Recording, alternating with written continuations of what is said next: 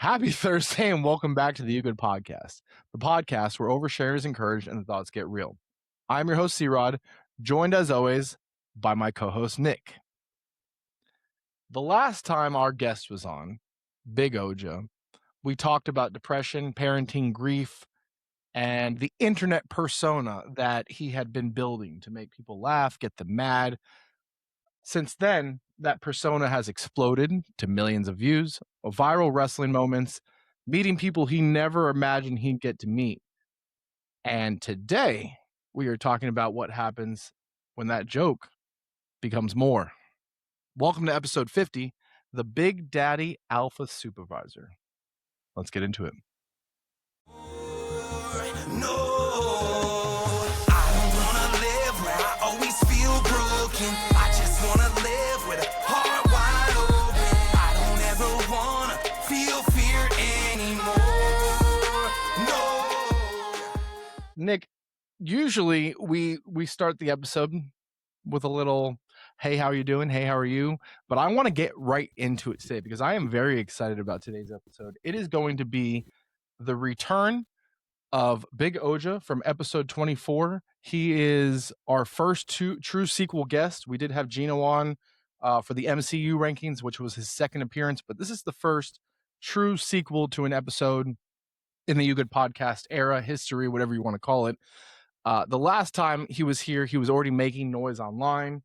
Now he's eating burgers in random bars with Matt Riddle. He's getting reposted by tons and tons of wrestling pages with millions of followers. He's getting recognized while he's out and being invited to all these things, and we'll talk about it more. But welcome back, Big Dog Supervisor, Big Oja. We appreciate you having here, buddy. Whoop whoop. Big Daddy Alpha Supervisor, bro. Big Daddy Alpha. I already told you this episode was going to be crazy. There's going to be a lot of editing, but it's fine. It's fine. Nick says he's got it. You're gonna love it because it's all gonna stay. That's fine. That's fine. How are you? Me? Yeah, you. You're our guest. We're talking, dude. We're going. This is live. It's not live, but it's live. I had dinner, so I'm good. Baconators?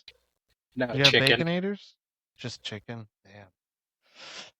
I know what you do for a baconator, so that's why I had to ask. Why not the It's Big only a Mac? matter of time before Wendy's sponsors you, right? Do you think Wendy's will sponsor you? No, because I use too many bad words, I think. But I try to shout them out, and they actually commented on one of my things because I put my head as the logo with red sideburns and the red pigtails, and Wendy said perfect. So that's my favorite shout out so far. But a lot of people hashtag me Baconator Badass now, so it's pretty cool. I love when you're just sitting in your car and the Baconator just makes an appearance and it's jingling there. You could create like a whole side quest with that. You should really lean into that. It's true world tour with Baconators. We will hashtag Wendy's. We will get you sponsored. I will make that my goal. That could be my 2027 goal. We're not close to the New Year's yet, but that could be my New Year's resolution. You look like a junior Baconator guy now, though, Chris. Well, I appreciate that. It's not good. What are the chances that you could at Topanga and meet her? And then when you meet her, can you bring me along? Only if it's fat, Chris. I will gain back. I'll gain more. If you need me to. I lost 25. I'll gain 40. Just for Topanga. If that means I get to meet Topanga, absolutely. Danielle Fishel. I'll shit talk her in a video. Well, don't shit talk her. That's mean. Or you could shit talk her. I could come be her, knight in shining armor. And then she's like, oh, I'm going to follow this guy. He's much nicer. I think that's That a work? solid plan. I think that's good. I think that's gonna work, guys. I think that's gonna work. There is no structure to this episode. So if you're listening for the first time, I'm sorry. This is not how it usually goes, but this is what happens when Big Oja comes on. And I'm going to have to say Big Daddy Alpha Supervisor all correctly so I don't get beat up. There you go. About time. We're gonna skip rotational openers. We're gonna skip open banter. I want to get right into it, dude. I want to get right into it. I mean, we've already talked a little bit about hashtags and followers and people that you're following, but if anybody wasn't able to listen, episode 24, I encourage you to do so because that was Oja's first appearance, and when he was on, we talked a little bit more about the man, who he is behind the scenes, completely different from the persona that's taken on, that's grown since then. But the interesting part is we ended that episode talking about the rage baiting and talking about the things that you had been starting and doing right on Instagram and TikTok and whatnot.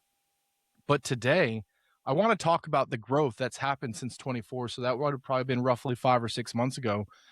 Oja, talk to me about what's changed and just let's start with your journey since then. Most of it was construction related, so I started with the shit talking as a supervisor, shit talk every trade, and I've kind of like went into everything, so I shit talk everything now. And one of my main things is my son's a huge wrestling fan. He's obsessed with WWE, and like that's expensive. I don't have money, so I told him I was gonna start shit talking wrestlers, and hoping to like get a video back. And yeah, it turned into so much more than that. My first video I got was Matt Riddle for my son, and then I've gotten to meet wrestlers. I've gotten to go to wrestling shows. I went to Las Vegas because so many wrestlers hit me up. I went to Michigan the next week. I got to give brass knuckles to the world champion to take out Matt Riddle at an event. Wrestlers were lined up to. It's so weird. It's been so cool. But like I kind of like dig into everything. I've done music where I've gotten to like meet bands. My favorite band, August Burns Red. I shit talked them before the concert. It went viral, and they knew who I was. All the bands knew who I was, and it's just. And then they're like, how'd you start that? And I'm like, you guys are actually my favorite band. So I like shit talk them because they're not as good as Creed, which is the best band that ever was. And people actually get so mad and say, fuck you, Creed sucks. So it's hilarious that works as like a rage bait thing. And it's just been really cool, just all around. Awesome. That's awesome. Why? Let's talk a little bit more about wide wrestling. I know that the internet wrestling community is very easy to rage bait and piss off, but there's so many other ways that you could have went with it, right? You said you started with construction. We talked a little bit about the joke with the Baconator and Wendy's. You could have went after another corporation or industry or something like that. But why wrestling? I grew up. I was a huge wrestling fan, and like I said, just my son getting into it. I was hoping to get a video or something. Like that's what I was hoping for. And I started throwing out like Bronk Lesnar. I called him a ponytail bitch and said I'll beat his ass. And people were sending me messages. You sound like a fucking idiot. Say his name right. You think you could actually beat him? It's like, well, obviously, yeah. But like, no. If I called out Hornswoggle, it wouldn't be as good. But you call out somebody who's a massive monster, and then the fans, they're all slow. Like, well, not all, but a lot of them are very like genuinely slow. I met AJ Francis at the first show, and he's like, "Bro, I thought you were just a slow fan." So it's like even cooler that I look like a fucking idiot. So I look like a typical wrestling fan. So that's what I think makes it work. And then I put it in there and I mix up their words. I call them by the wrong name. I say I'm gonna Hunan Kanrana somebody, and it's just all shit talk. You got like you're an old wrestling fan. Chris Jericho used to do that shit all the time, and then you get it from Ricky from Trailer Park Boys, and you get Danny McBride. That's the triple threat. That's where you get the shit talk. You just swap words around, and people get so mad. Like if you call a wrestler by the wrong name, I've been threatened to my brain's blown out over getting a wrestler's name wrong, and it's like it kept going.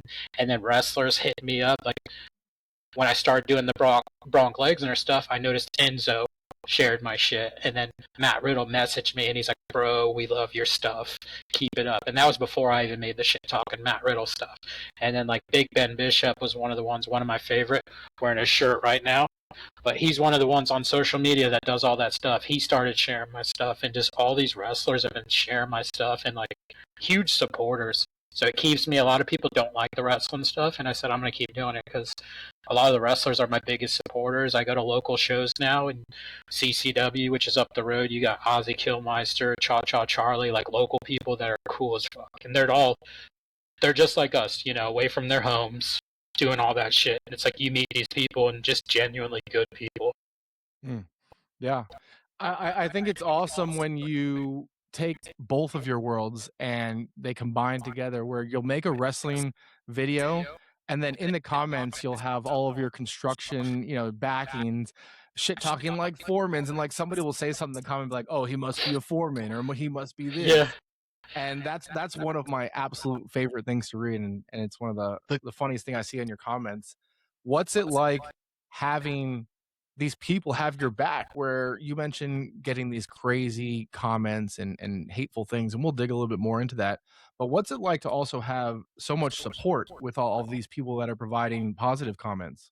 Bro, it is really cool because it's like I made it like a gimmick thing. That's why a lot of the wrestlers like it, because they know, hey, it's not real. And some people don't, fuck them. But it's like, I turned into a whole badass construction worker gimmick in Ringside News, which is a huge like wrestling reporter in the world, does badass construction worker articles. Like this week, badass construction worker calls out drunk Ric Flair for a fight.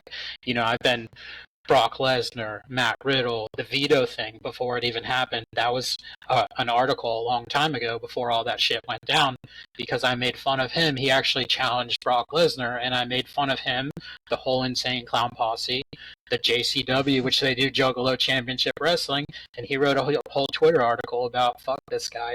But then it turns into the badass construction worker shit talking people. So it's been really cool.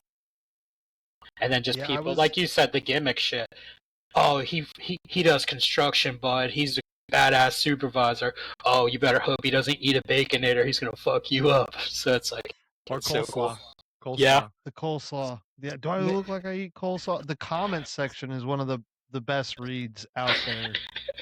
Especially like the supporters. Like one of the comments was something along the lines of like, oh, I love this shit, and whoever was reading this, and it was a giant middle finger, and it's just like it's the same kind of like community, but then you have the idiots that are just like, oh, get his name right, and then I'm like, are you even a wrestling fan if you don't know what he's doing? Like he's doing Chris Jericho, like every single time you do it, people are dumb, and I'm like, how the hell do they not know? The John Rogan works every time too.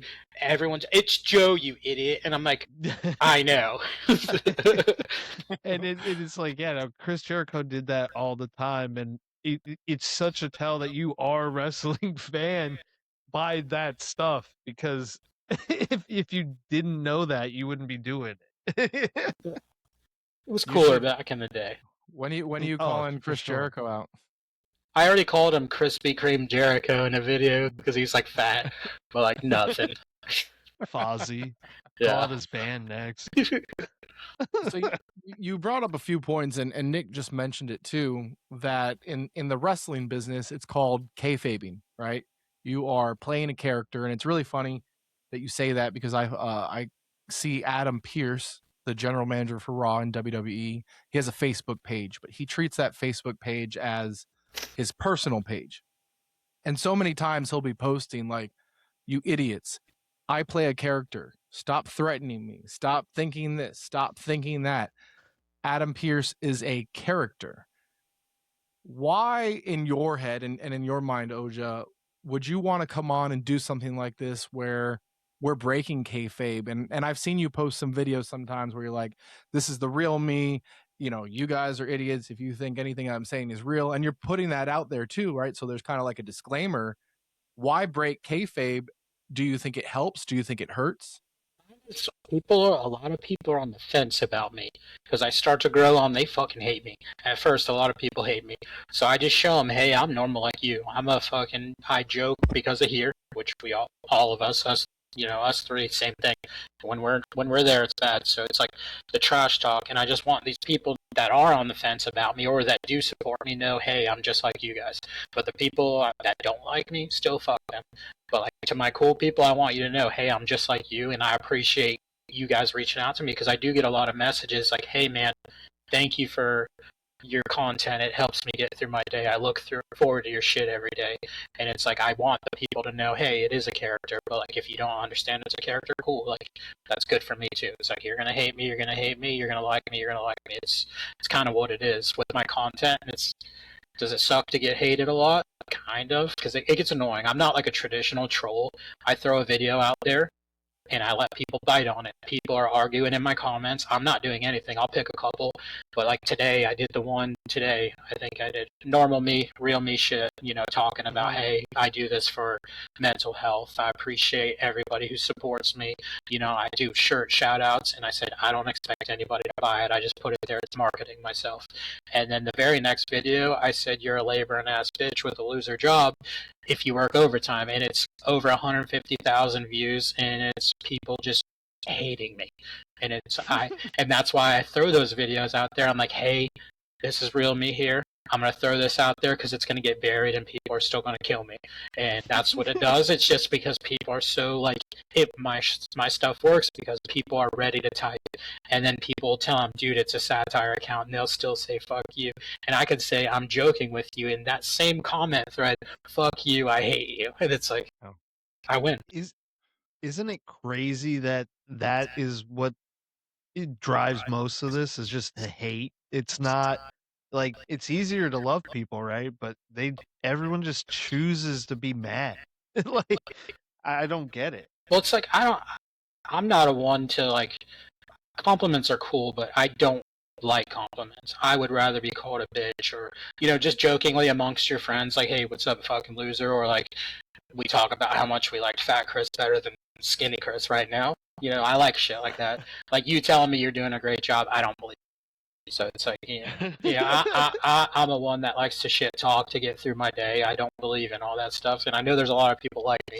So I was kind of like, when I started it, that's what I need, is like me or hate me. Like, in between, you're not going to get anywhere if everybody likes you. It's boring. It's boring. Like, nobody wants to see it. I don't want to see like positive shit all the time. I guess. That's why. No, it just, he's not wrong though. Like, the negativity is what, like, that is what's popular, even in the news. I mean, it's all bad stuff. It's never positive. Well, I don't like like genuinely negative stuff, but like, if I throw stuff out there, like, I could say, I think I've done like a Tacoma's a girl truck, which it's a childish insult, but people are gonna be like, hey, fuck you, I drive a Tacoma. It's like, it's a joke. Like, calm down. Like, don't take it so serious. You went on too tight. It's still a truck. Yeah.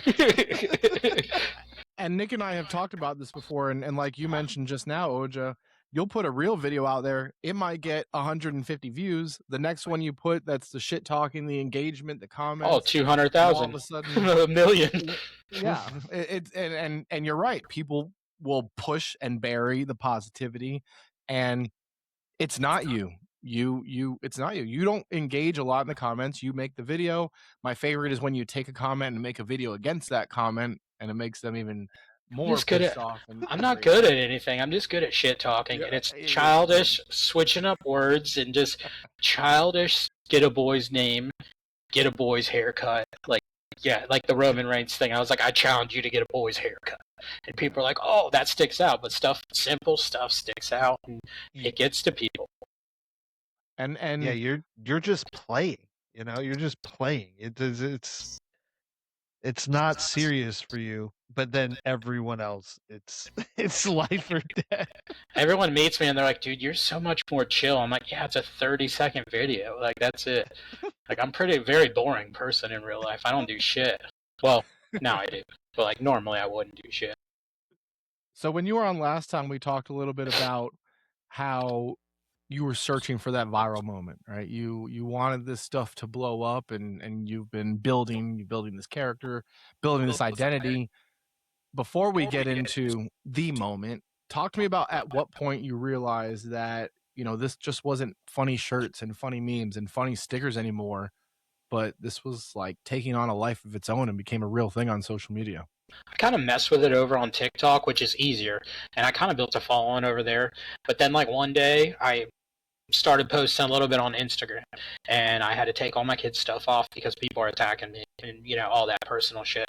But I was going to a Danny McBride meet and greet, so I, like, strategically loaded that video the day before, and then I wore my UE Coleslaw shirt.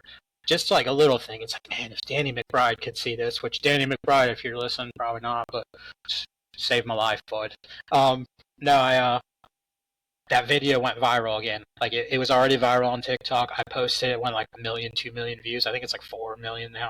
But it was like I do little things, and then I would do reload my supervisor, which it's like, yeah, so, you know, supervisors are the only ones that know anything. They know how to do everything. Everyone else is a fucking loser. And that blew up. And then I started just doing like every trade, and then trade started working, and then shit talking the union. The union works every time. I have to tell everybody it's a basketball layup because they say all this, and I'm like, yeah, you had to pay for your job.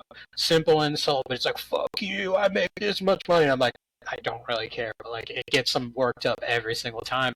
And I just like, people would reach out to me like, dude, you should do this. Dude, you should do this. Someone reached out and said, hey, make fun of barbers. So I was like, I called a barber a bitch job, you know, a girl's job. And I got a voicemail saying, fuck you. I hope I find you because I'm going to beat your ass. Over saying someone has a girl job. So it's like, and then I started getting all these threats and shit. I'm like, man, I'm really good at this. Like, I'm really good, like, fake asshole. And just the responses and messages and everything made it to where it's like, this is fun. And then just, I study everything.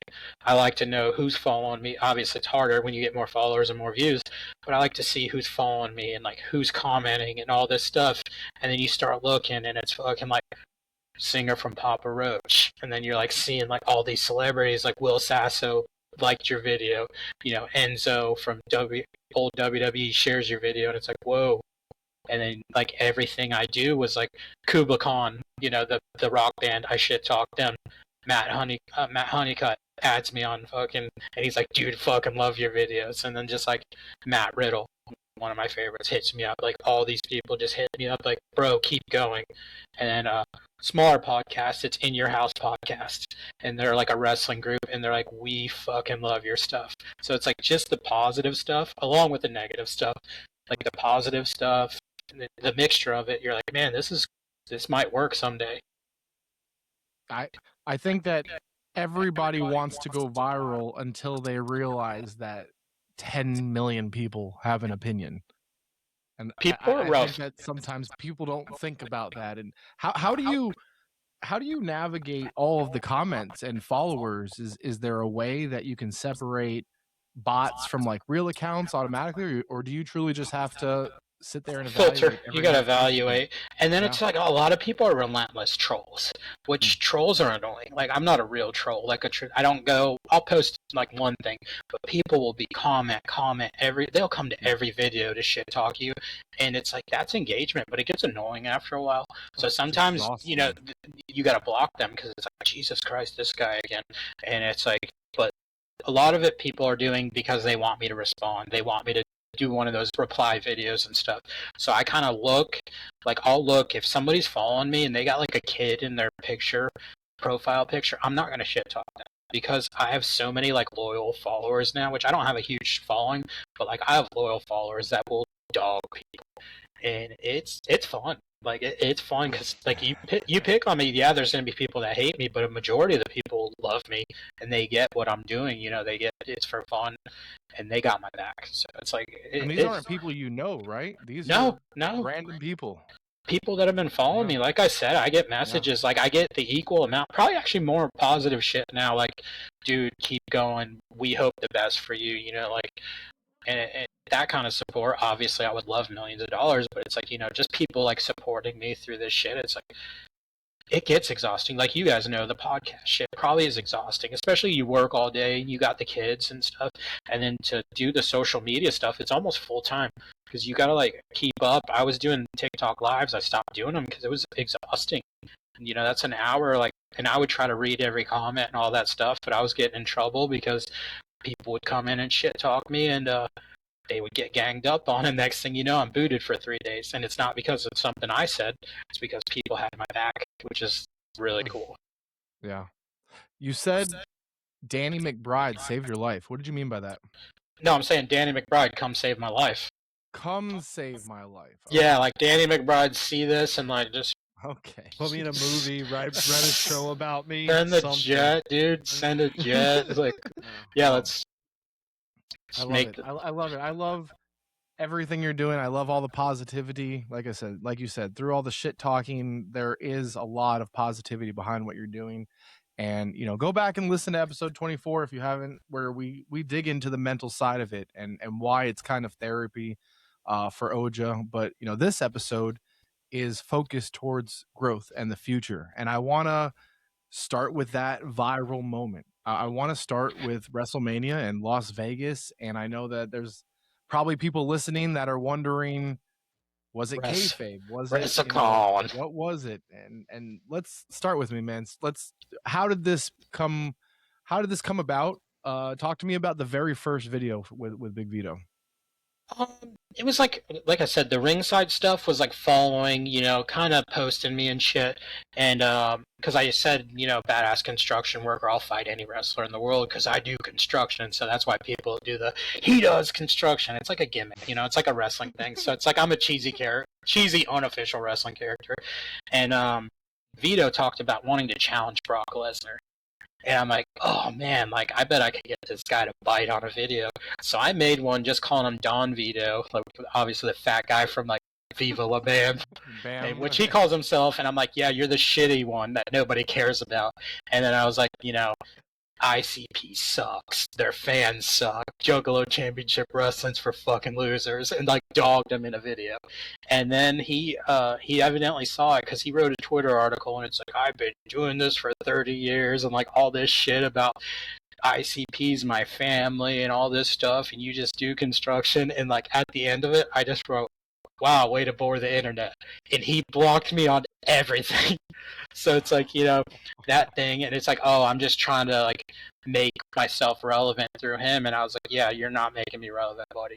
So we hadn't talked, I think I commented on a few things before he blocked me about his stick legs and shit like that, which normally I don't troll. And so I had so many people hitting me up, dude, you gotta come to Vegas. You gotta come to Vegas. Wrestlers and wrestling fans are like, dude, I want to meet you, which is weird to me. But one guy said to me, his name's Mr. Cooper. He's like, he sent me a voice message. We never really, I met him in person. He does wrestling content, interviews and shit. And he's like, bro, he sent me a voicemail and it made me book the ticket because I even told my wife. And I'm like, that's pretty cool. He said, bro, you got the sauce. You're it. He's like, you can make yourself viral if you go to Vegas. So I went to Vegas with the only thing to go viral. Didn't know how I was going to do it. Thought I was going to collab with wrestlers or whatever. Right when I flew, went right to WrestleCon, walked around a little bit, and I seen Vito. And I went and tapped him on the shoulder. I'm like, what's up, buddy? And this is day one, right? Day one, right? I flew in. I think I got there right to WrestleCon, right to the hotel that I was staying at. Had him hold my bag. Nick, you and I have a group chat going since the last time you were on, and you literally told us my one mission is to go to Vegas, and I'm sorry, you're right, it wasn't WrestleMania, it was WrestleCon, is to go to Vegas and somehow go viral. And first day, first few hours there. Oh, it was less than an hour. And I walked up to him and I'm like, what's up? And I was like, hey, dude, I just want to introduce myself. I'm not a crazy fan. I know who you are. I picked you because you get the same hate as I do. Did he know who you were when you walked up to him? He turned to Vince Russo and said, it's the fucking construction worker. So you could tell, but he just says, yo, if I set up a camera, let's do something. No fucking plans. So he's still kayfabing. I don't give a fuck. I'm not a wrestler. So I kind of walk around. I'm a little nervous. BJ Ray, you guys probably don't know who he is. He was in NXT and everything, but he's funny as shit. I was walking with him, dude. He was so pissed that he wasn't there for it. I just walked. Go back. You said I cut you off before, but you said you walked up to him and he knew who you were. I introduced myself. Yeah. And he's like, I'm not a crazy fan. Yeah, and he's like, I thought you're just a fan that wants to fight people. Which is funny. And then he went and set it up. And the beginning of it, it's 24 karat Jeeves. He's Jeeves. He's in fucking JCW. This is spilling everything because I don't give a fuck about kayfabe stuff. I'm not a wrestler. I'm sure he's going to get pissed if they see this. I don't give a fuck. He didn't do anything with it. He should have milked the fuck out of it. I beat that guy's ass, but he did nothing with it. So it's okay. So that's why I'm glad we're on here because I can tell the story now because everyone's like, you got beat up. And I'm like, no, I didn't. So I went over to his table, and I think I was giggling like a girl, and I'm like, "What's up, fuck boy?" or "What's up, bitch boy?" So that wasn't seen, and then we kind of like awkwardly. We didn't have any plans. That's why it looks awkward. You can tell both of us. He 1,000% wanted me to look like a bitch. Like there's no doubt about it. But I laugh because people are like, "Fuck him, he's a bitch," because he pulled the hair. But like every video that I do wrestling, I talk about yanking Brock Lesnar by his ponytail, yanking Matt Riddle around by his lady hair. So it's hilarious to me. And then obviously I look like a bitch, which wasn't ideal because I'm the badass construction worker. But he 1,000% wanted me to look like a bitch. He didn't hurt me, but I'm glad he didn't do those fake. Like there was an interview for WrestleMania week, and it was Jey Uso like on a thing, and he did this, looked cool, and then he did those fake ass punches where Vito hit me right here. If you look in the video, he hit me. I bit my tongue. That's the only thing. But you know he wasn't trying to hurt me. He was trying to make me look like a bitch, which is cool. But if you look in the background, if you watch that video, look at Zilla Fatu in the background. He was waiting for me to swing because he was going to whoop my ass. And it's like, I'm not going to jail in Vegas. Everyone's like, you should have fought back. I'm like, even if it was real, I'm not going to go to jail. I've never been to jail. And I'm not going to fucking get beat up by wrestlers. So in a ring, I'll absolutely mollywop fucking Vito. So I've called him out if he thinks it's real. But it's like, you know, it went from 5 million to 11 million views in the last week. It's still popping up. So I went viral. Did anybody that was around you know, audience wise, wrestler wise, or was it literally just a few of you who knew that was about to happen? It was literally 30 seconds. I introduced myself, and he's like, Russo, and then Jeeves went and set up the camera, and I think only Jeeves, Vito, and me knew. And then as soon as it happened, I got up, smiling. I walk over to Vince Russo's table, and I'm like, bro, we're about to go viral. And he's like running over to Vito. So us three were the only ones who knew. Bro, I had wrestlers messaging me, do I need to fuck them up? Like even NXT wrestlers and stuff. They're like, bro, it's like, it's crazy. All these people that like support me, and they're like, I'm so sorry that this happened to you. And I'm just laughing. I sent the video to my wife, and I didn't say anything, which is a mistake. And I sent it to my boss also, and they're like paranoid that I'm getting beat up or whatever. And it's like, you know, kind of got beat up, I guess, but it wasn't real. And it's like, you know, walk me through your mindset, right? The video is you walk up, you say something, he comes around, you guys lock, like you mentioned, you didn't know what to do. So what were you anticipating? I thought it was just going to be shit talk. I thought it was just going to be shit talk. So it's like all that, and it's like there was no security and everything, so it like turned into a huge thing. I actually got kicked out of WrestleCon the next day because it got to the hotel because it had went viral. Like that day, it instantly went viral. That day, I just got up, I walked around, I was talking to all the wrestlers. Most of the wrestlers knew who I was already, but then it's like I'm getting message after message, like, bro, do you want me to fuck them up? And it's like legit pro wrestlers and stuff, because it's like, it looked awkward as shit, but him doing just that little hit at the end and then like choking me to look like a bitch, and I'm like, you can tell I'm nervous because I'm like obviously just laying there. I'm like, I don't know what to do. And you like you said, you can't hit him. You know. No, I would have went to jail, and then I would have got beat up again. Zilla fought too. I called him Zelda Fondue in a video, but like, and then like his security that like broke it up, they were funny as shit. I think he goes by Scoopius online, but they're like, bro, shit talk Haku and Rikishi. I'm like, no, and they're like, bro, shit talk Zilla. I'm like, no. Rikishi's big on Rikishi's social media. He might come back at you. You'll have the bloodline knocking at your door, buddy. Yeah, but it's like in real life, Jacob Fatu. Oh shit. It's just, it was really cool. I don't drink or anything, so it was kind of boring Vegas after that, but like I got to meet a bunch of wrestlers, and I went there, and like fans were there taking pictures of me regardless if I got fake beat up. Oh, people are still in my comments that I got beat up and shit, but it's like, no, I didn't. And it's like, yeah, it's pretty cool to know, hey, I got, and then I kind of fuck with them in videos. I'm like, oh, dude, finally made you relevant after 40 years. And it's like, it's not wrong. Have you talked to him since? No, he's kayfabing it. So he's playing that character, which is cool.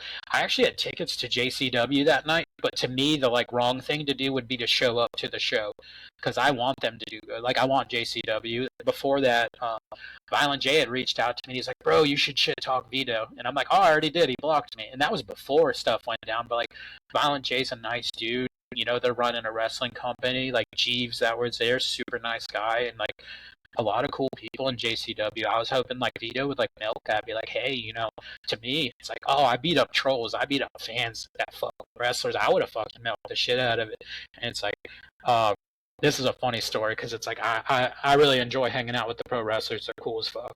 But you remember like Rock and Roll or was it Rock and Roll Express where it's like Ricky Morton, dude, his son Kerry Morton's in JCW. He's the funniest motherfucker. Like one of my favorite indie wrestler guys. I really enjoyed watching indie. But I was at a show in Cocoa, and he's like, "Hey, bro, can we do a video?" And like I had talked to him and shit before, and he's like, "Hey, Vito, this guy said he's gonna fuck you up again," and he puts it on their group chat. So it's like, you know, it's just fun. It's like funny as shit because it's like the people that get it, they get it. But like I'm sure Vito didn't like me, but I think he realized, hey, I can use this now. So I know he genuinely didn't like me. There's a lot of veterans that don't like me. Like one of the last shows, he's like, I suggest you go sit the fuck down because I went to go shake someone's hand who I'm not keeping the name private, but I shit on him in a video, and he said, I suggest you go sit the fuck down, which realistically, it's somebody I met in NXT, and one of my favorite pictures with my kids is with them. But like, they just take a lot of the older guys take it so serious. They don't like the social media stuff where you got a lot of the younger people, like Richard Holiday, Ben Bishop, Jack Vaughn. That's my 3 favorite social media wrestlers. They're putting themselves out there, they're collabing and stuff, but like old school people like Vito and them I don't think they like the fans being involved. It's like, I'm not trying to be a wrestler. He was 1,000% trying to make me look like a bitch, which the only thing I did, I bit my tongue. So I was sitting in the bar, dude. You would find this is really cool. Chavo Guerrero on one side, Ernest the Cat Miller on the other. And Ernest the Cat Miller, damn bitch, you gonna eat those nachos? Like, that was one of the funniest WrestleCon things. And I was like, bro, I bit my tongue, but like, funny as shit, just like he was on TV. Bitch. Yeah, damn bitch, you gonna eat those nachos? So it's like, if I didn't bite my tongue, Ernest the Cat Miller wouldn't be shit talking me at the fucking bar. So, I genuinely, the first time you sent it over, I thought it was real. I even said in our group chat, like, I was like, holy shit, like are you okay? And you know, you told me that it wasn't, but if you wouldn't have said anything, I would have thought it was real because I knew that he had blocked you. I knew that he didn't like what you were doing, and I could see that happening by, you know, you approaching him or something. I didn't know what the story was, but the video genuinely looked real. You're there, you get kicked out because it spread so fast. You have to find something to do the next day. What was it like, your live reaction, just watching this thing take off?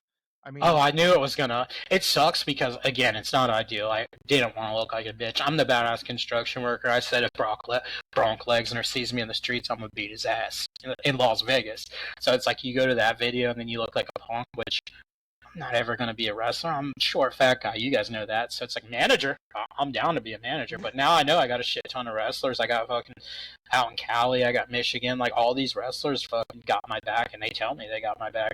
So manager's coming up. That's what's happening. I'm just a good shit talker. I was like, obviously, you know, you respect their training and stuff and all that stuff. And if Vito ever want me to sign a waiver, I'll beat his ass in the ring. And that's on fat, Chris. Is that a challenge? I've done it. I've done it. If he wants to still do the kayfabe stuff, like, I'm fine with that. No, it's just I want good for them, and it's like he should have used that better because it's like you didn't look that tough. And it's like, you did control. If it was a real thing, he would be controlling the situation, but it wasn't real. I wasn't fighting back. You know, I didn't know what to do. So it's like, that's kind of when we get like awkward hugging or whatever. And it's like, I don't think you look like a bitch. I think you came into his territory. Obviously, it looked like you triggered him. So you're already in his head. You're winning that game. And then a normal person's going to think, a fan attending a convention, you can't make that punch. You can't go to jail. He can defend himself and it will be fine. I don't think you look like a bitch. I think you played the mental game, and Big Oja came out on top in that video, and that's what everybody realizes. Yeah, exactly. But like the kayfabe shit kind of pisses me off because Now they think I'm just a crazy fan that fights people, which it's like a lot of it I show up to support these wrestlers. Like we got River City WrestleCon here in St. Augustine this weekend. They blocked me on an account because but I made a video saying for $80 you can watch Bill Dumberg try to figure out how to sign his name. So it's like that. But then they blocked me just thinking I'm like a random fan. But it's like I just do the videos to shit talk people, you know. It's in fun. It's like a character like theirs. And it's like a lot of wrestlers do get it, and they like me shit talking and sharing videos and all that stuff, which I randomly shout out to people that I had my back. You know, you'll see random wrestlers like Stallion Rogers. He's one of my favorites. Sparkle Pony Headband Rogers. Like I'll tell you my 4 favorites. I got a bunch like now, but my first 4: Matt Riddle, Stallion, Big Ben, and then Madman Fulton. Those are the 4 that I've had my back the whole time. But like promotions over here, Miami Way and like stuff, CCW. There's like Ozzy Killmeister, Cha Cha Charlie, and it's like I'm finally able to bring Autumn to shows with me now, which I was going by myself, which kind of sucked. But I was getting threats still, like, hey, you show up to show, I'm going to slap the fuck out of you, from like random like JCW fans and stuff. It's like, wrestling's cheesy, 1000% cheesy, but it's like these wrestlers like me, and it's like, man, I can bring my kid to that, and they can see how cool this person is. You know, I still don't approach wrestlers because I don't know who likes me. So like the last CCW show I went to Friday, Dragunov was there. And it's like, I would love to meet Dragunov, but like, I don't know if I've triggered some of them, which I'm sure I haven't, probably doesn't know who I am, but like, I don't take that chance. I let them approach me, which a lot of them do, and they're like, you're that fucking guy, I fucking love your videos, we share your videos, but like, you do have some of the ones that don't like me. So it's like, I try to give them their peace. I'm not there to cause problems. I sit there quiet at a wrestling show, except for the first one, Double Bird and Matt Riddle. Booing him the whole time. The only one in the stadium. He like pushed my head, threw Stallion Rogers into me at the stands. But it was like, even the owner was like, "Oh fuck, dude, what's this guy's problem?" And then Riddle finally told him, "Hey, he's with us." So it's like, but it's like I'm not a crazy fan. I'm not a crazy person. So I just look like one. Yeah, you've got blocked on social media. But have you ever, and I guess you got kicked out of WrestleCon, have you tried to go to an event personally and been turned away, or has that not happened yet? No, I think they get excited now. Like, I just do little shitty ones, which aren't that good, but I'll find like a wrestler. Like, I got Raging Dead here. He's like a local guy. He does hardcore matches, and it's like the promotions he goes, kind of boring, and it's like, you know, but I go to support those people, and like, the people thank me for coming, which is cool. It's like, and then they're always like, "Hey, man, let me get you in for free." I'm like, "No, dude, I got you." I'm like, let me support this because they're doing this. They're taking the time. It's getting my name out there. People know who I am for a decent amount. Fans, not so much. It's more so wrestlers. Like the wrestlers get excited that I come. That, I mean, we've talked about it a little bit, and it's just the hate speech and the personal attacks. Does any of that stick? Because this stuff makes it awesome, right? Having these people that have your back and they support you and you support them.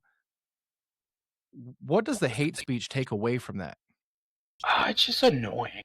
It's like, it's just very, it's exciting because it shows it's working, but it gets annoying. They're relentless. And it's like, it doesn't bother me because I tell everybody, I got every fucking shit genetic trait you can have. I got fucking, you know, gaps in my teeth, fucking baby teeth. I fucking nose hair on purpose. You know, I got big old lips that chap all the time. You know, shit hair genetics. I got fucking tits. I'm fat. You know, like, you're not going to hurt my feelings. Like, I have every bad genetic. Everyone says I look like Clint Howard, which is handsome, you know, but it's like, you're not gonna get me. It's just annoying. They're relentless. They'll go every post, fucking just try to tear you down, which it doesn't work. It's just like, Jesus Christ, buddy. And then I'll turn it into a joke. I'm like, you gonna buy a shirt though? So I do that a lot. The internet is crazy because it gives people just the platform to say what we hope are things that they'll never do to somebody if they meet them face to face. But what was it like making that decision to finally start bringing to your kid to the shows? It was recent. I had been going like a couple months. But when I would get everywhere, everyone's like, I would get looks every once in a while. I think I got one, an ALW show, a JCW kid. I I saw a post he made like, oh, if I would have known that guy, I would have fought him. Like, and then he's saying like, oh, a pro wrestler should train me, and he's like, I saw him look at me, and like realistically, I like the JCW shirt, but he had the lesbian haircut and he looked ripped out of his mind. So I'm like, that's what I was looking at. I'm like, you don't go one of those lesbian side cuts. I'm like, that's what I'm looking at, not your JCW shirt. Like, to be honest, and it's like, I'm not scared of people, but like, I'm not there to fight people. Like, what is that? That's going to get you kicked out of a show, and it's like, I'm not even relevant enough for that to do anything for you. So for me to like fight a wrestler, that's I'm probably more relevant than him, to be honest, but sadly, but it's like a random fan fighting me, that's not going to do anything for you, buddy. Like, I think they think a lot of it, oh, if I punk this guy out, I'm going to be a big deal. It's like, no, you're not. It'll get you destroyed on the internet by a bunch of people is what that's going to do. Nick, any questions around the WrestleCon viral video or just anything we've been talking around being called every name in the book? The mental side of it? Yeah, it's gone up to, you said it's 11 million now. It's over. That it's over 11? Is it weird that 11 million people have seen you and possibly can point you out online? No, actually, at the wrestling show Friday, they're like, bro, you're the guy from WrestleCon. They're like, we were just there and we had walked away. I'm like, yeah, it's me. And I'm like, it's not ideal. But I'm like, was that a work? Everyone's like, is that a work? I'm like, kind of. It wasn't planned. So it's like, I think it was. Not, I think you could consider it a work, though. I'm not sure his real intentions. I don't know, but I think he's just a professional. He's playing the dick, but he winked as he was walking away. So it's like, it was a kind of we don't talk, and like I saw a post somebody sent me, like his wife was in on it, like, oh, a fan attacked me or whatever. It's like, I don't want people to think that I like genuinely attack wrestlers. Right. But if they want to like. If I'm going to call out Roman Reigns like I did the other day and you want me to get squashed in a match on live TV, fuck yeah. Or if I got to fight Dirty Tampon Nate Diaz, like I called him, if I got to get beat up on live TV, that's good. Everything's going viral is good. I'm not going to show up to a wrestling show and fight wrestlers or whatever. I've gotten the bird a couple times from the wrestlers. I can tell the ones that don't like me, and it's like, cool, I'm not here for that. I'm here to support the other wrestlers and meet people. I don't have cool merch, but like, well, I do, but I bring stickers. If people recognize me, I'm like, hell yeah, thank you, and I like give them a sticker, like just as a as a good boy, you're paying attention. I do have another question. How have you not let the viral fame change you? Because you're the same person we interviewed 6 months ago, but a lot of people now know who you are. I don't know. I've just always been the same. Like, I just always been like the goofy person, and it's like, us. I speak us three. It's like we want other people happy, and it's like if me shit talking makes me happy and it makes other people happy, that's cool. If it pisses other people off, I say it all the time. I'm like, that sucks, but you're gonna figure it out eventually, and like, welcome. Like, you're welcome when you're there. It sucks that people don't understand, but it's like, man, I do it for a reason. It's fun. Like, it's just, I'm not good at much. I don't have much to offer, I tell people, so I got shit talk.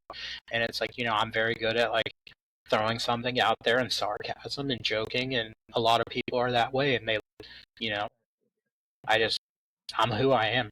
Like, I don't think, even with a lot of money, I'd probably still want Baconators and still want to hang out with my friends and still want, like, the third time when I'm on here, hopefully I'm really big and I can bring you guys with me, because I tell you that from all the time. I remember who made a difference in my life, which people don't think they made a difference, but just by talking to you or being a friend, or like I try to message back when people message me, and it's like, yeah, it's hard to keep up with, but a lot of people are like, hey man, you probably won't read this, but I just wanted to let you know, seeing your videos cheers me up and gets me through the day. And it's like, hey, stuff like that gets me through my day, which, yeah, I'm the mean guy on the internet, but I'm not, you guys know I'm not a mean guy in real life. Well, right. Kind of. I'm a good pretend dickhead, and it's You're like, not. Yeah. On the internet I am. That's fine. It can stay there. It can stay there. I think the biggest thing to what Nick just said, Oja, is your identity does not depend on these people that you'll never meet. And I think that that's where so much of social media is backwards, where a lot of these content creators do this for validation. They do this for the likes, the comments. They do this because they want to get rich quick and they don't want to work other jobs. Like, that's their mentality. It's my mentality, but it's like Well, you got to remember, like there's people that are helping me get there and stuff, and it's like even I was at Michigan at a wrestling show, and I was standing there just bullshitting with a wrestler, and a random person came up and asked for a picture of me, and I said, "Well, don't you want a picture with him too? He's way cooler than me." And it was a wrestler, and it's like, yeah, I'm cool, but like these guys are trained, they're away from their families, and like again, I'll shout out Madman Fulton. He said, "You're one of us," and I'm like, "No, I'm not." But like he's treated me like I'm one of the guys the whole time. Same with Riddle and Stallion and all them. All these wrestlers treat me like I'm just a normal dude, and it's like when someone comes to me and not them, I take it almost personal. I'm like, hey. And they get pictures with them because I'm like, hey, this guy's out here, Fulton's got a brand new baby, he's got a wife at the house, he does real estate, and he does acting and all this stuff. But like, he's the one doing all this stuff. I'm just having fun with it, and it's like it's cool they take me in with them because just a normal dude. Unfortunately, managers are important though. Managers are important. I mean, fuck, Paul Heyman. I mean, Paul Heyman's Phil Hartman is a great. I whether it's a wrestler or as a wrestler or a manager, I would love to see Oja go through a table. Oh, as a manager, 1,000%. When I get destroyed, like it's like that's my dream. Like Brock Lesnar's one of my favorites. That's why I do the Brock Lesnar shit. An F9 through a table, dude. If he was gonna F5, if he was gonna, if he was gonna high five me through the table, part of it. Yeah, dude. If he wanted to hurt me like legitimately on TV, cool. Like that's awesome. That's why I shit talk celebrities. I don't want to get beat up by a random dude with nothing to offer. But Brock Lesnar, Brock Lesnar beats my ass on live TV. I'm the guy that got my ass beat by Brock Lesnar. Hey, yeah. Brock Lesnar is getting back into the community now because he's getting close to retirement. He's doing meet and greets. You can go meet and greet him. Dude, I got sent a video on Monday Night Raw, and Paul Heyman called him Legsner, and everyone sent me that video, and they're like, dude, that is him like giving flowers to you. I think it's coincidence, but they're like, dude, he knows who you are, and he might. He might. But it's like, very well might. It's gonna be my hero. I thought that a little bit when I saw that video, and I was like, I don't know why I didn't send it to you. Because you don't want to be my friend in real life. Only on podcast. Just podcast friend, not real life friend. Only to get the deep inside information. Oja, after all the views, the hate, the wrestling, right, the opportunities that are happening, what's next? What's on the horizon? Hopefully just keep doing, like, a lot of money would be cool. Like, obviously, we all go through shit and struggling and stuff. So it's like, it's cool to have, like, all these celebrities and stuff that like me, but, like, just money would be cool. Like, not begging, but, like, to earn it. Like, get somewhere. I just need the right people to see my stuff. That's kind of why I target. Like, I think I called Shane Gillis and said, or in a video, I said, hey, Shane Gillis, like, no one thinks I'm funny, and they also think I have Down syndrome. And then I tagged him, and then people tagged Shane Gillis, and it's like, dude, I would love to hang out with Shane Gillis or somebody. Like, all I need is, like, somebody like that to, boost me to where I need to be. And it's like, it's construction sucks. But, like, I'm the construction worker guy now, and it's like, like, we all have the same shit. It's like, I'm turning 39 next week, and it's like, I don't see myself living long, sadly. So it's like, this is something I feel like I could build on, whether it's, I get money eventually and do my own thing and just keep meeting cool people. Like, I think, like I said, I got to meet my favorite rock band ever, August Burns Red. I got to meet Shinedown last week. The guitarist Zach is a fan of mine, and he's become a friend who, followed me, and like I got to bring my daughter to the first concert she's ever been to with me, and like a cool memory for me. So it's like I would like to. I don't have money to do shit like that. So it's like I got to go. I'm a very routine person, so I go to bed early. So I went to. It was so overwhelming. I ended up getting sick for 3 weeks after it. But I went August Burns Red concert. I got to meet Amity Affliction, go backstage with August Burns Red where they played me Creed because I made a video saying like they'd be cooler if they did Creed songs. And then I went right to the airport, went to Las Vegas, went viral, hung out in Vegas, met a bunch of wrestlers. Following week, I hit a wrestling show Friday, did a collab with Richard Holiday, which is a big social media guy. And then I flew to Michigan to go hang out with a bunch of pro wrestlers and give brass knuckles in the main event to take out my enemy, Matt Riddle. So it's your sworn enemy, Matt Riddle. Okay, we glossed over so many things in like that 10 seconds. I want to unpack that real The quick. Creed. Let's start with Creed. August Burns Red is your favorite band. How did you possibly get with them? What was the video that started it? How did you talk to them to get back to hearing them play Creed for you? I made a video and I said, I think it was like, first I did Kubla Khan and then Matt Honeycutt, he was already following me, so he loved it. But then I was like, I made a video, but I just do like stupid, like cheesy shit talk references. And I was like, yeah, August Burns nothing, bud. And I was like, yeah, you guys, I was eating Ruffles chips. So I'm like, yeah, you guys are shitty at guitar Ruffles, just not any good, worst drummer in the fucking world. You guys don't even do Creed songs and like all this stuff. And it went viral. And then like a couple of them are commenting and like one's like, yeah, I'm just gonna quit go work on a farm, and like they're just, and then I think they called him JB Burns nothing. And so they played into it. They were cool with you talking shit about them. And then I think I told them they should change their name to August with Arms Wide Open, and but they played into it. It's like, you know, I went to the show, I had the wrong meet and greet for Amity Affliction, which is cool. I got to meet them, and they're like, "You're the Creed guy," and then Matt, the drummer, was walking, and I'm like, "You're the worst at drums, bro," and he's like, "Where have you been? We've been waiting for you." So they took. I was like bummed out that I wasn't going to meet him, and they took me backstage, and they were like all so excited, and like Jake, I have a video of it.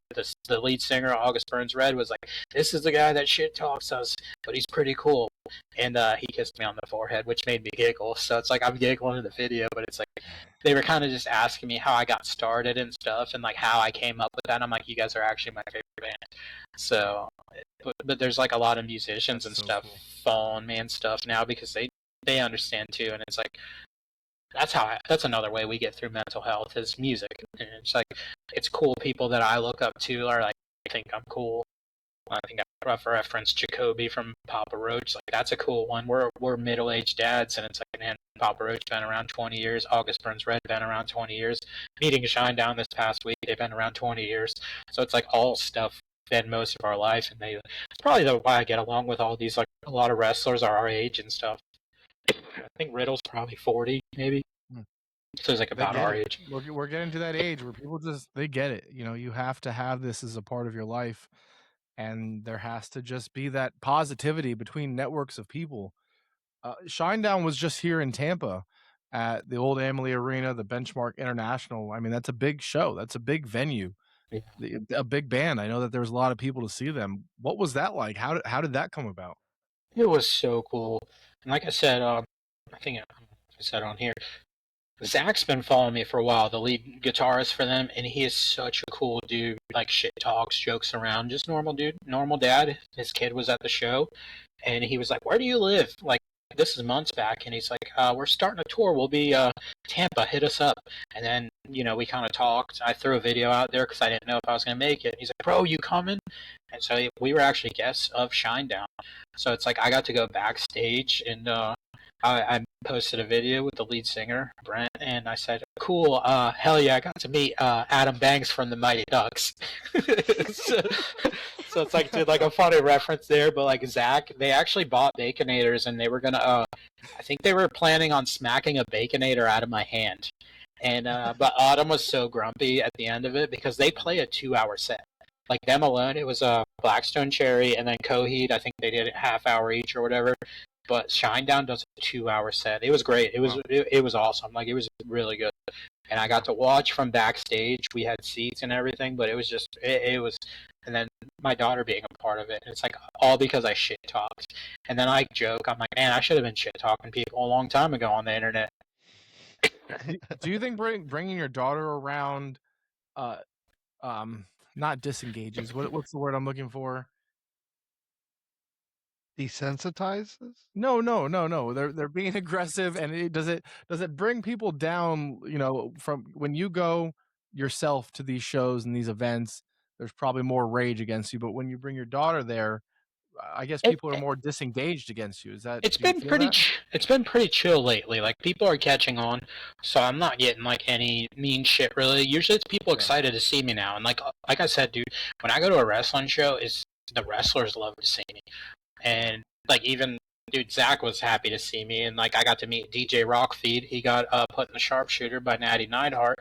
But like these are people that have been following me on social media, and they're just normal dudes like me, goofy bastards that just think I'm funny, and it's been cool. Which Zach's a huge wrestling fan, so it's like normal. I think it's probably the age. It's people our age that are just like chill, I guess, Yeah. and they Well, get it. We grew up doing it. It's kind of what we do.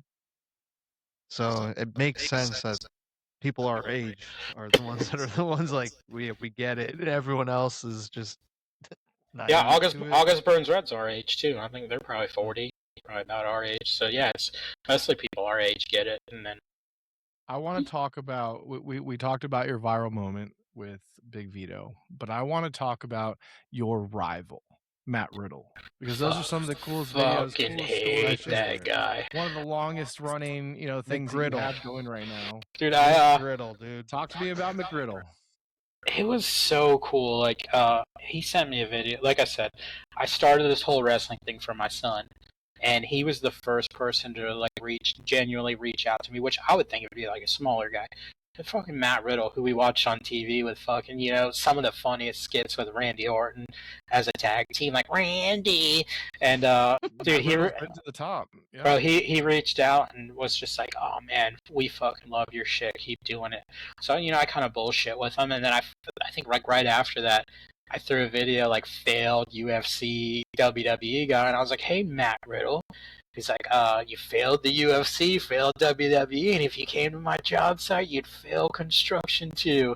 And what do I call him? The barefoot bitch and McGriddle and middle finger all the time and stuff. And then people are like, oh, fuck him up, Matt Riddle. So they're like tagging him in it. Like people don't know, like, we had talked, and he's like, I'm gonna show up to your job site, bro, and like there's thousands of people liked it, and they're like, please record it, which his job site was right, or my job site was right up the road from his house, but yeah, he's like a huge supporter, and then like I went out to his show in Boca. That was the first show I showed up to, and like we kayfabe, we hate each other, but like he's genuinely like people shit talk him, I'm sure, like I hear it, but it's like that dude is one of the coolest people I have met, and through all my shit, he's probably like one of my favorites.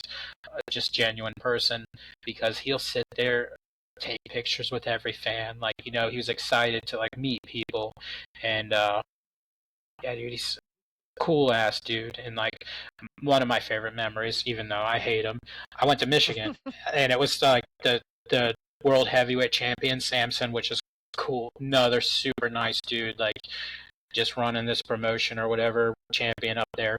And bro, I walk into the meet and greet, and like we hate each other, like kayfabe. And Riddle just screams. He gets my name wrong every time. Aja! And just runs up and gives me like a huge hug.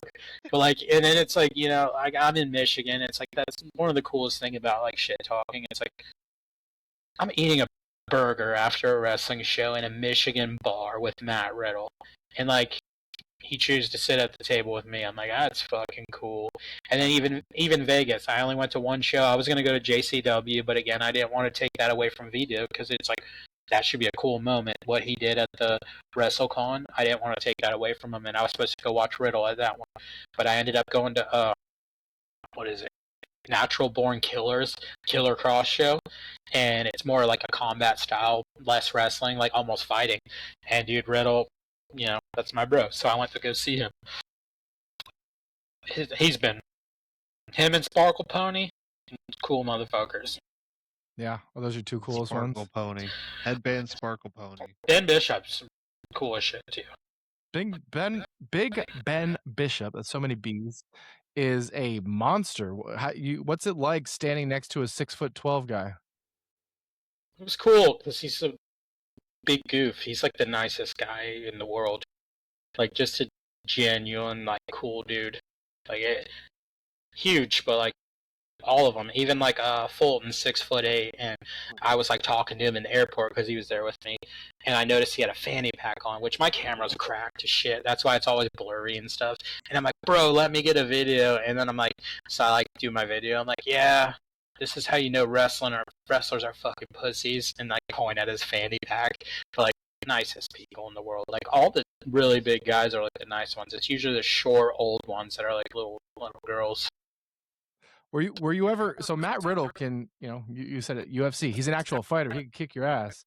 Before you talked to him and he reached out, were you ever nervous making shit about him? Like, I never what if made I ever any. saw this guy? I never made anything about him till we had already talked. So like, Okay. he had reached out. He had made a video for my son. He actually made a video towards me, like, hey, love your shit. Keep doing what you're doing. It's hilarious. So it's like to get that support from Matt Riddle, and that was like very first when I started the Bronk Lesnar stuff. It was like right away, like almost that week. He's like, dude, I fucking love your stuff. And then like Gotcha. even like all these wrestlers were like, you're so funny, dude. I don't know if it's secret, like a lot of people don't like Brock Lesnar, but like they love the Bronk Lesnar shit.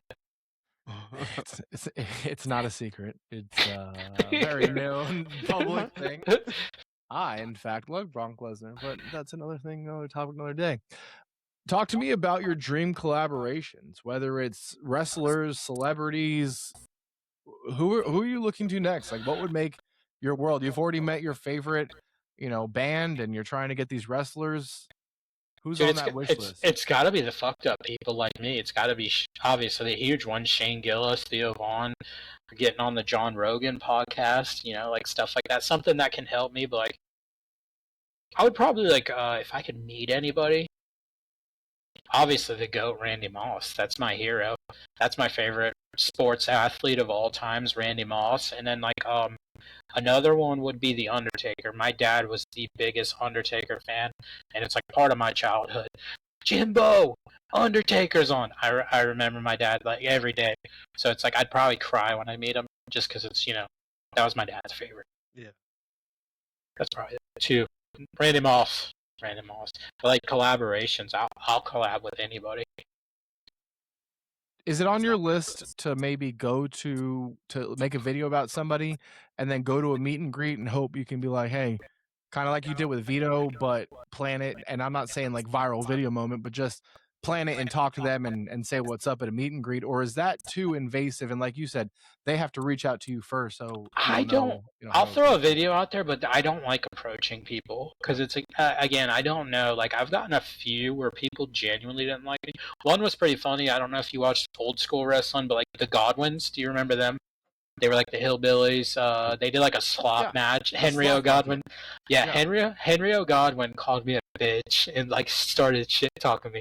So I made a video and I said, yeah, you remember he broke his neck from the Legion of Doom, like Doomsday device from the top rope, and he was shit talking me. I remember this. I made a video and I said, you wouldn't be such a weak neck bitch if you worked construction, and he blocked me. So I made a AI photo of me and Legion of Doom face paint and did their music and put Big Daddy Alpha Supervisor 1, Henry Godwin nothing. Oh, so it's like, but it's like I have to, like, I don't want it. I genuinely didn't mean to be mean, but like I have to, like if it's there, I gotta take it.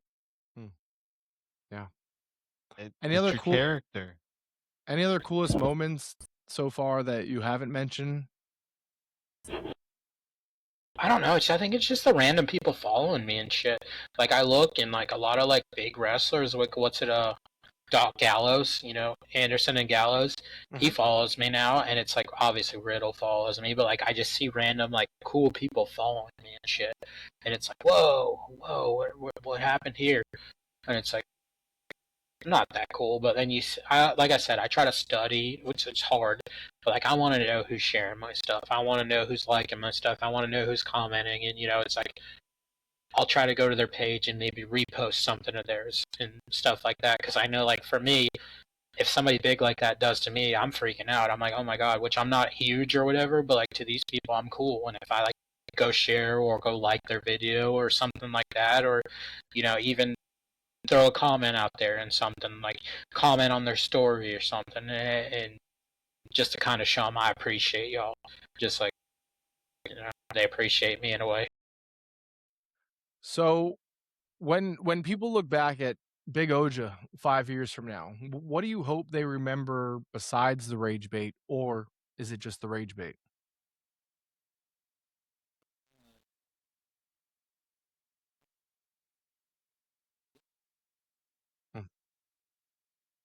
Yeah. No, I love that. Just a goofy bastard. I'm always that way. You want other people to laugh because you don't know what people are going through, and it's like if I can help that way by calling you a bitch or something, like hell yeah, dude. But I'm just me. Where do you get the most engagement? Is it TikTok, Instagram? I've been focusing mostly on Instagram, but I'm starting to blow up a little bit on Facebook. But it's mostly I focus on Instagram now because TikTok I just get in trouble for everything. Like no matter what I do, I get a violation or whatever. So I've kind of like been pushing on Instagram. It seems like more bigger followers over there. I feel like. Have you thought about getting an OnlyFans? Maybe. I don't think I'll make much though. I'll be your manager. Not for your wiener, just because they have less standards. No. I just like. I mean, if you Patreon. can show your butthole on there, then I'm sure Patreon. You could make I want to do like a podcast, but like where you keep the background the whole time. Like that's yeah. It's gonna be my cool. thing. That's gonna be my thing. That'd be a good podcast. I'd listen to that. This motherfucker. This fucking guy. Everyone Nick, says any last questions for Oja, whether it's around his best moments, celebrities, any kind of thing that you're thinking before the segments close?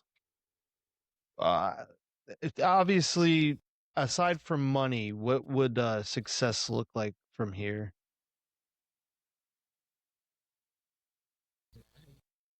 no, just it's money. Just money. No, like keep meeting people. It's cool when people notice me and like ask me if they can take a picture, which is weird to me.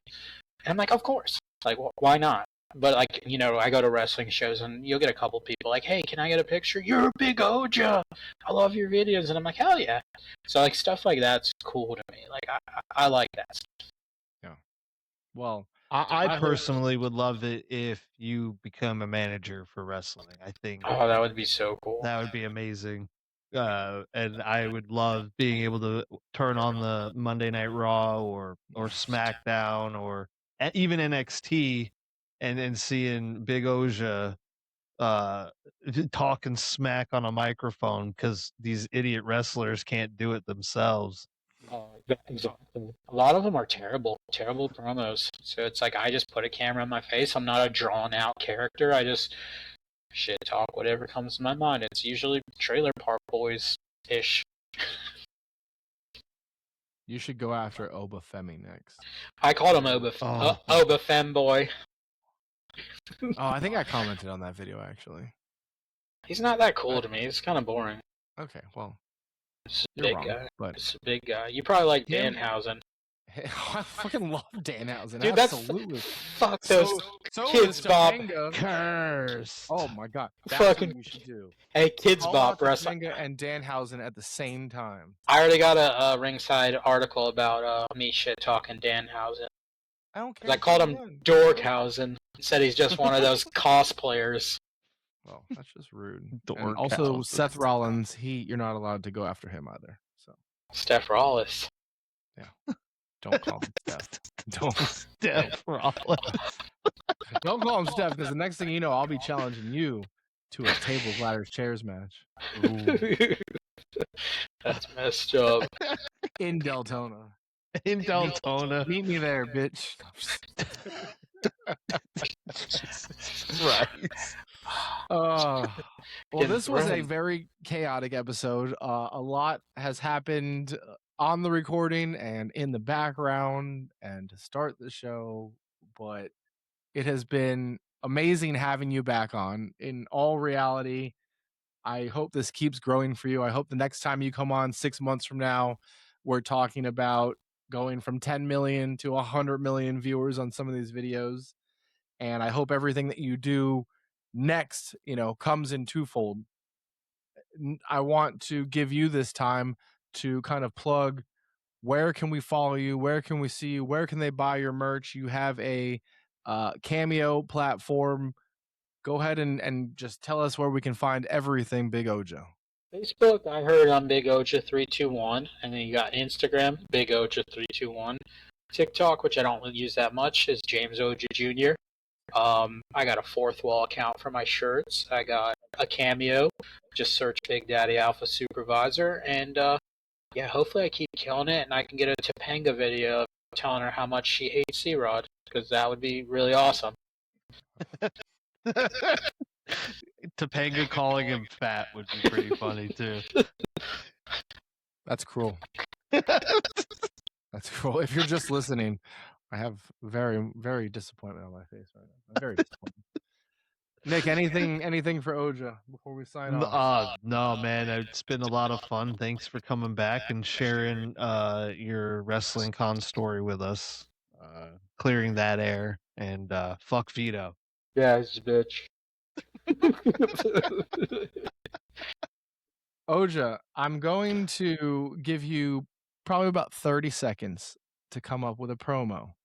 We're going to test your wrestling, test your videos, test your wit. I'm going to sign off, and we're going to do something completely different. But when I do my live fast, eat ass sign off, I'm not going to say the final words. I want you to say the final words of this episode. It's like past my bedtime. I don't know if I could do that. You've got 30 seconds. You ready? If any part of today's episode hit home, please share it with a friend. Tag us at CrodsPod on Instagram. Follow us on TikTok at CrodsPod and help us keep these conversations going. Please follow Big Oja on every link that he just said. I'm not going to name them all again, but I will post them in all of these posts. We drop new episodes every Thursday. If you have a story, a topic, or you just need to vent, please email us at crodspod@gmail.com. We want to hear from you. Our safe space is your outlet. And until next time, live fast, eat ass, or watch these two fucking sissies. That's all I got. I had to get right in the camera. That's what I do. I was going to talk about Nick's lady haircut and how Chris used to be cool when he was fatter and just keep backgrounds on his podcast and just sucks at baseball. But yeah, it's weird. I'm just good with the camera, like the phone right here. I think that's what gives me my superpowers at shit talking.